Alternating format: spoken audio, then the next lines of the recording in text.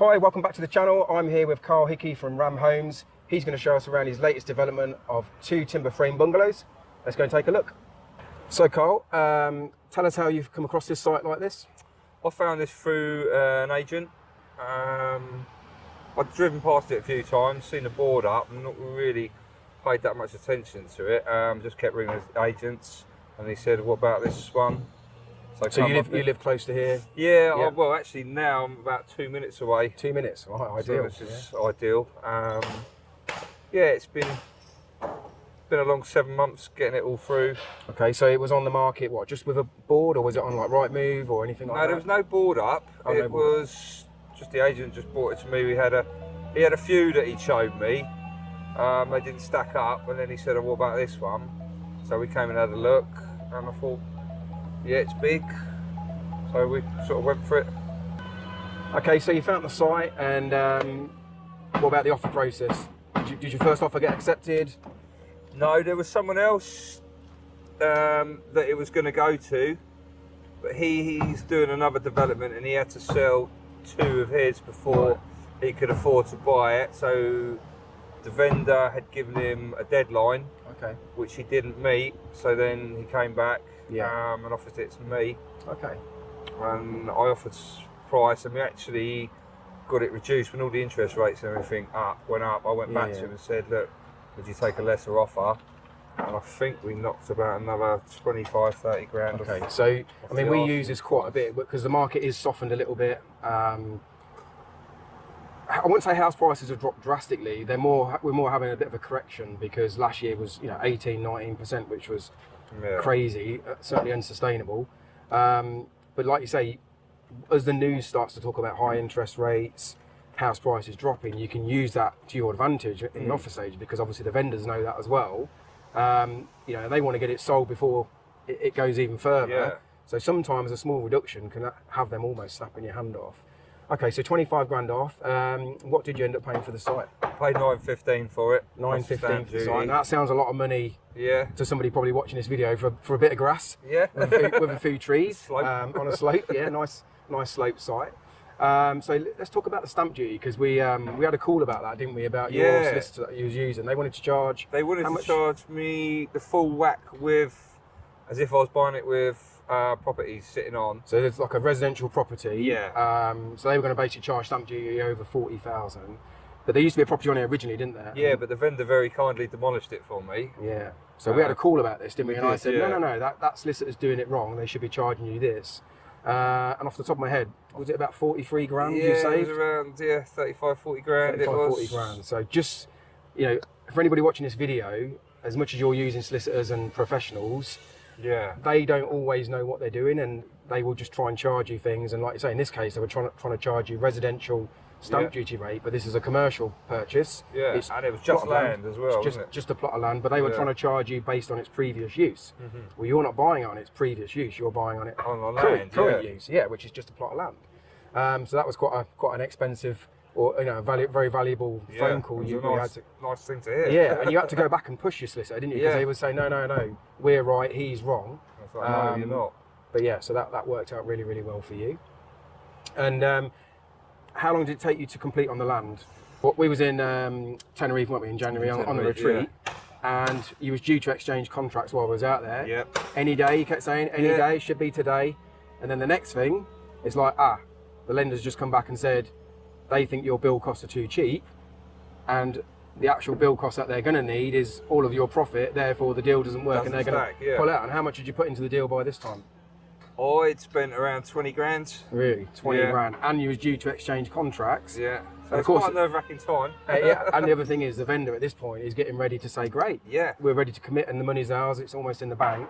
Now, luckily, my broker was with us on the retreat who's dealing with your funding, and he managed to, literally find you another lender pretty quick. It was within 2 or 3 days. 2 or 3 days. And then how long was it from finding that second lender who was committed and took you seriously to getting completed? So that went through pretty smoothly. The sort of most worrying bit was thinking I've got to now ring the agent and live in the bad tell days. them that I've lost my finance. But they're going to think that you're sort of giving them a bit of bullshit. Yeah. You know, to be honest, aren't they? Because they're going to think, here we go. So I've I heard this didn't before. tell him until I'd got the new finance in place, and I sort of had to phone him up. And Oh, then, really? So you managed to drag it out a Yeah, little bit? fucking right. Well, I think, you know, sometimes that's the best way to do it. And, you know, rather than sort of tell people and, you know, mess everything up, sometimes you're better saying, well, look, if I can just keep this going for another few weeks and this happens in the background, then hopefully no one will be none the wiser and we can complete and just say, well, look, solicitors have been on, you know, been dragging their heels. Yeah. And we've had quite a few bank Well, holidays. I said to him, look, I've lost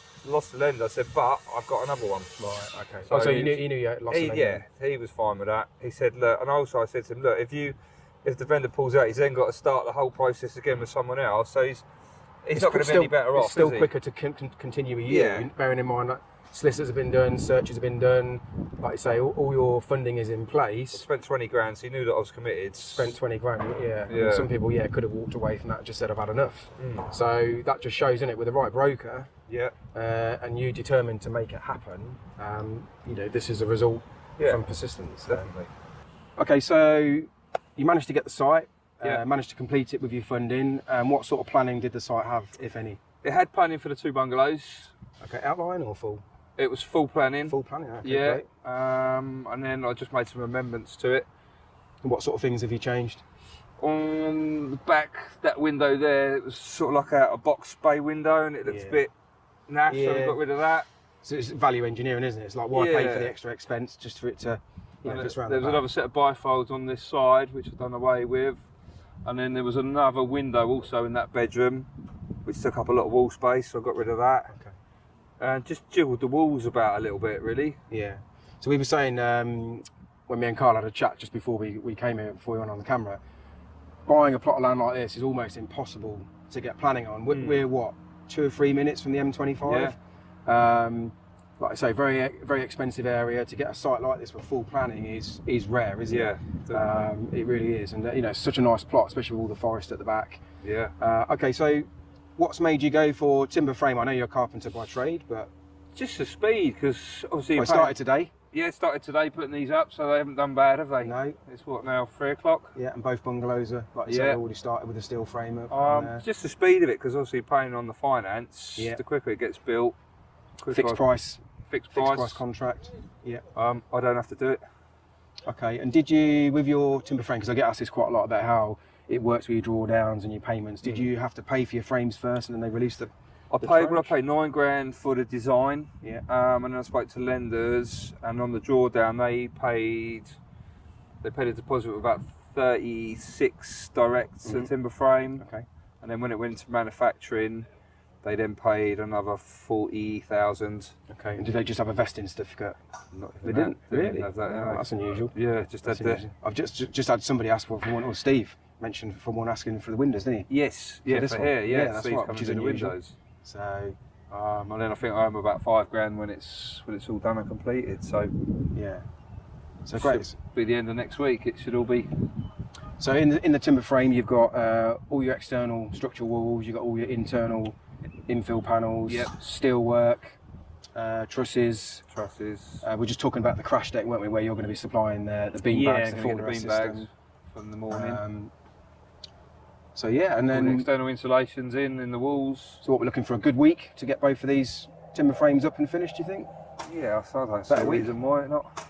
Great. I can get on and get the soffit and fascias on. Yeah. So we don't do toffers and fascias. No, well, these are all clad as well, so I've got no... Yeah, I suppose, it's trying to finish it off and make it look right, I guess. So what sort of cladding are you having on the outside? It's going to be a James Hardy, like anthracite cladding, cement based. What, the whole thing? Whole thing, yeah. Okay. And the timber frame company supply the crane and all the labour? Everything, You just put the scaffold up, Yeah, it's your put the responsibility scaffold up for them, done the groundwork, and then they take over. Yeah, so you've done the groundworks yourself, and we're talking about Yes. you know how much work is involved in that, because obviously a A lot of it gets, well, it all gets covered up, doesn't it? So Yeah.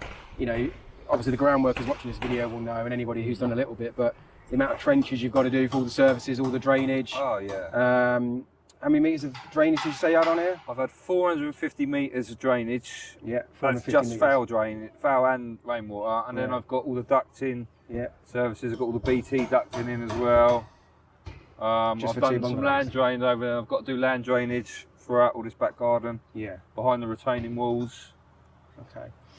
So when you've got these 2 bungalows done and all the plots separated, you're hoping to retain some land for yourself. And how much of that land will be there for yourself? I'll probably end up with about 1.5 acres here, plus an acre of woods. Plus an acre of forest. Yeah, nice. Okay. Can you cut them down, or are they protected? Or I don't think they're protected. No. I really haven't looked into too much what I'm going to do with it at the moment. But you know, for making money on here and then getting that for free. Well, yeah. At some point, like I say, if you can get planning for a while, can't it? And just sit there for a while, doesn't cost anything. No. And then at some point, like you say, you could probably get planning on there to build your own house. And yeah, I'd love to. That's the dream. What a site it would be as well. Get our own house on there, and we'll be laughing. Okay, so one of the most popular things that people want to watch on these videos is they want to know the numbers. So gross development value.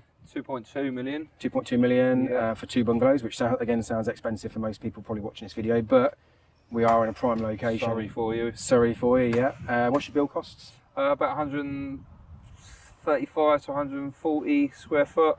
I mean, 135, 140 pounds a square foot here in 2023 with the material prices. I mean, they're just started to taper off, but still sort of probably 30-40% up from where they were 12-18 months ago. Yeah. That's still pretty good going to, like you say, timber frames allowed to do a fixed price package. What sort of profit will you make on both these bungalows? I'm hoping $250,000. $250,000 for how long? How long is the project going to take you? Where did we start? We started middle of March. I'm hoping to be done end of October, all going well. So 6 months, something like that. 7 months, yeah. And how many weeks are we at this stage of the works now from when you started? Did you say that's 8 or 9 or a bit more? No, I'm about 13 weeks. You had a very wet start. I had a horrible You sent me a video with the water running through. It looked like a stream. Wasn't it? Yeah, it was a river. And you got a pond down the bottom there, so that was over full, and then it was just going across the road. But now, obviously, Carl's finished all the concrete. Yeah. We've had like some of the best weather for weeks. Yeah. A bit cloudy today, but lovely and warm. But yeah, it wasn't ideal conditions, was it, when you started doing this? No, it was pretty bad.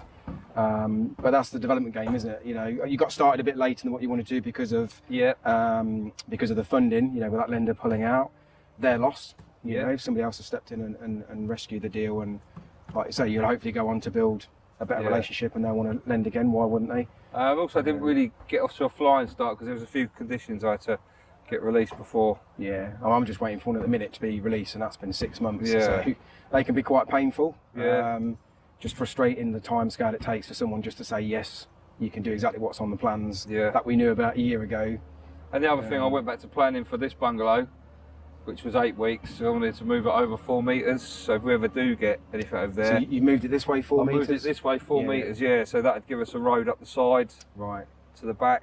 Okay, so you got that permission? It's all done, They come through straight away. And how long did that take? Did you just go that was 8 weeks, so to go back to full planning. So you really just concentrated on this one while you was doing... Concentrated on all that one, and then as soon as we got the planning, the next day the engineer was out setting it out. Yeah. Because we had the deadline to meet. I had to be ready for Monday. Right. Yesterday, because they were turning up. for the timber frame. Yeah. But bearing all that in mind, you said you're about a week behind schedule, which on the scheme of things behind the program, is nothing. And I think you'll get that back. Yeah, I do. Because like you say, you're getting both done at once now. Yeah. Whereas sometimes you have to concentrate on one. Once that one's finished, you drop over. Yeah.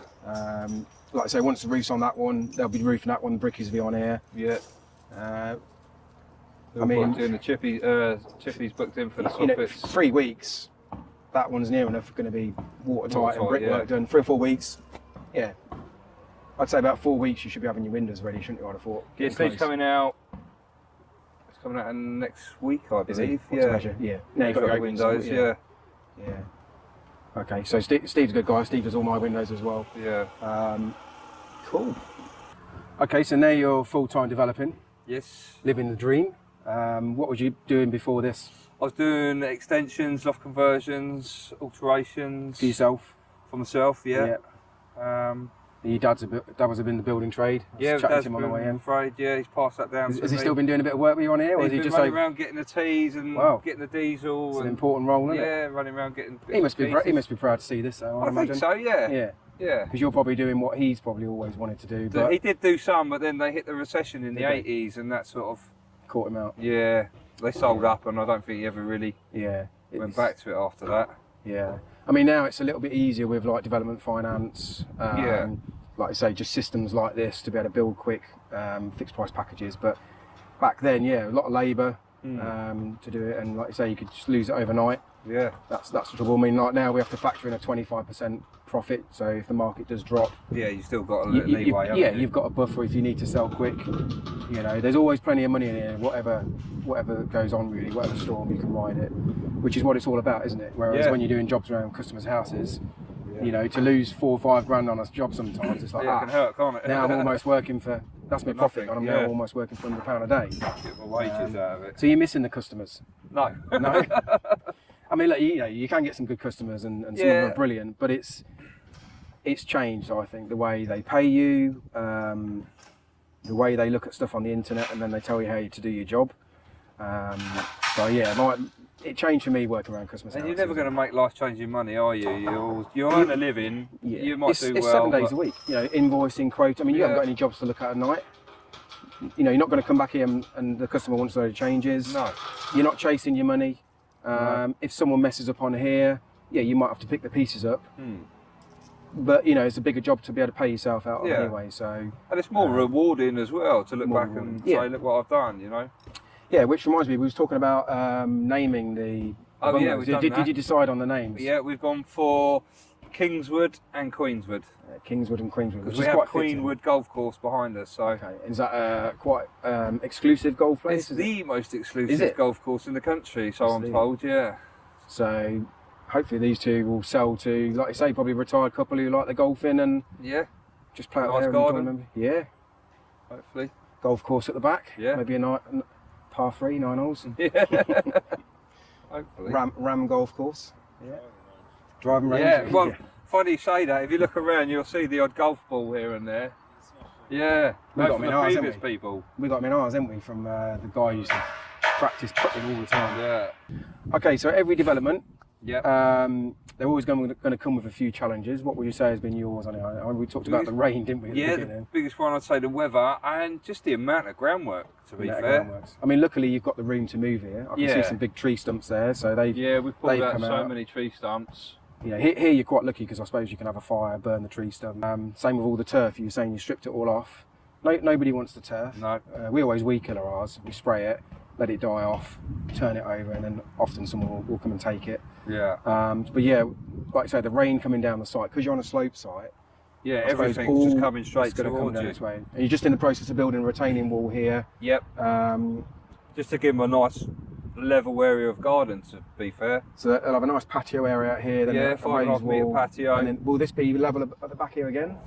Yeah, it'll come up. You've got a set of steps in the middle, so it'll come up about 1 metre. Okay. And then it'll come along level, and then just the last bit will just grade up. Yeah. To the fence, and then it'll grade down to the side. Which way do you get the sun round here? It's up there at the minute. Front south facing. Yeah. South facing at the front. So like I say, being up here behind the bungalows, it will get the sun all day, wouldn't it? Yeah. Well, when you're in here and the sun's out, there's no escape from it all day long. So. Yeah. And like I say, you're going to be away from the road noise here anyway. Yeah. Which to be honest, you don't really notice too much anyway. No, we planted the laurels there, so there will be a nice thick hedge there eventually. Yeah. And I see you got your caravan on here. That was already on here, was it? That was already on here, yeah. Yeah. The beauty that she is. And what are you going to do? Just leave it there for now? I'm going to leave it there for the time. Might as well, yeah. I've got a bit of a yard, so I've got an entrance over there, so that will be... So you'll be able to still use that for like your building yard for now and storage or whatever, so... Yeah, I'm going to put power and water over there, so it's all ready to roll. Yeah, makes sense. For future. Any other challenges that you can think of, or...? Staff. Staff? What, lack of, or...? No, one guy went yesterday. Right. I had another guy run last Monday. Literally run, because I put a position out for a ground worker, and he's told me he's a ground worker. Right. So we was just doing some drainage, and I said, look, we're backfill, just leave a channel and we can shingle it all. So he's pushed all the soil up. I was like, you are joking me. I went, you're not a ground worker, are you? You've never done this before. Oh no, I'm just a labourer. So I said, why did you tell me you're a ground worker? Yeah. So I said, look, I'm going to have to dock your money. Anyway, he's turned around and he's gone in the site office. I thought nothing of it. And then like 5 minutes later, he's sneaking out of his bag and his stuff. So I called him. He's opened the gate. I called him and he ran down the road. What did he have in his bag? No, it was just his stuff, just his lunch. Oh, he was just doing the run. Yeah, he was just going. Right. It's a bit of a shame. I mean, it is a challenge getting good trades in the building industry anyway. You know, those that are good are busy. Yep. I think there's a lot of people out there that, like you say, are just almost, you know, if they build a brick barbecue, they're a bricklayer because it can be £1 a brick. Yeah. You know, £2.50, £3 for a block. So, which is a shame, but I mean, you know, there's a lack of apprentices in the industry. People retiring early because obviously it's quite physical on your body. Yeah. So it's a challenging industry with no real fix planned for the future, and I think it could get more challenging over the years to come. I think it will do. If you think of people like thatch roofers, you know. Yeah, there's not many of those about, is there? And what do they charge? Well, they charge whatever they want. Like, and name their price. Exactly, and they're probably booked up 2 or 3 years. Yeah. I think bricklaying is one of those trades. Although there's lots of people come into it, there's still never enough bricklayers. No. You know, carpenters, I think, and roofers are getting paid a lot of money at the minute. Yeah. Definitely a big shortage in roofers.